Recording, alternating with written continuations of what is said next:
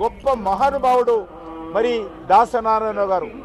ఈ రోజు వరకు కూడా ఎంత పెద్ద ప్రొడ్యూసర్ అయినా, ఎంత పెద్ద డైరెక్టర్ అయినా, అది చిన్న నటుడైనా పెద్ద నటుడైనా అందరినీ ఒకే రకమైనటువంటి గౌరవం ఇచ్చి ఒకే రకంగా ఆయన ముందు నిలబడేటువంటి సాంప్రదాయం నెలకొల్పినటువంటి వ్యక్తి. ఏ ఇబ్బంది వచ్చినా కూడా అందరినీ కలిపి కూర్చుండబెట్టి తెలుగు సినిమా ఇండస్ట్రీలో సమస్య పరిష్కారం చేసే సత్తా ఉన్నటువంటి వ్యక్తి దాసనారాయణరావు గారు. ఆయన ఎవరికి భయపడే వ్యక్తి కాదు.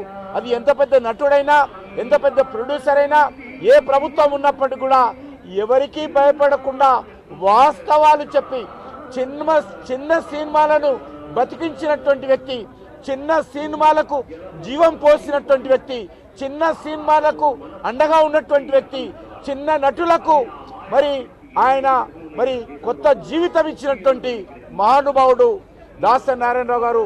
ఆయన మృతి తెలుగు సినిమా ఇండస్ట్రీ చాలా నష్టం జరిగేటువంటిది, లోటు ఉన్నటువంటి ఈ సందర్భంగా మనయేస్తూ దాసరి నారాయణరావు గారి మృతికి నా తరఫున, భారతీయ జనతా పార్టీ తరఫున ప్రగాఢమైనటువంటి సంతాపం వ్యక్తం చేస్తా ఉన్నాను.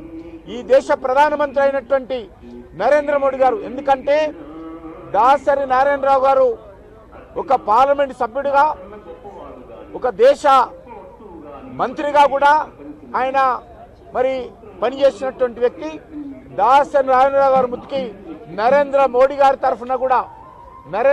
గారి తరఫున కూడా సంతాపం వ్యక్తం చేస్తూ వారి ఆత్మకు శాంతి చేకూరాలని, వారి కుటుంబ సభ్యులు ఈ యొక్క క్లిష్ట పరిస్థితుల్లో ఈ యొక్క సంఘటనను తట్టుకొని నిలబడే శక్తి భగవంతుడు ఆ యొక్క కుటుంబ సభ్యులకు ఇవ్వాలని, ఆయనతో పనిచేసినటువంటి ఈ సినిమా రంగంలో ఆయన శిష్యులు కావచ్చు, లేకపోతే ఆయనకు సంబంధించినటువంటి రూపకల్పన చేసినటువంటి అనేక మంది నటులు, ఈరోజు మోహన్ బాబు గారి నుంచి మొదలు పెడితే అనేక మంది నటులకు కొత్త జీవం పోసినటువంటి వ్యక్తి దాసనారాయణరావు గారు.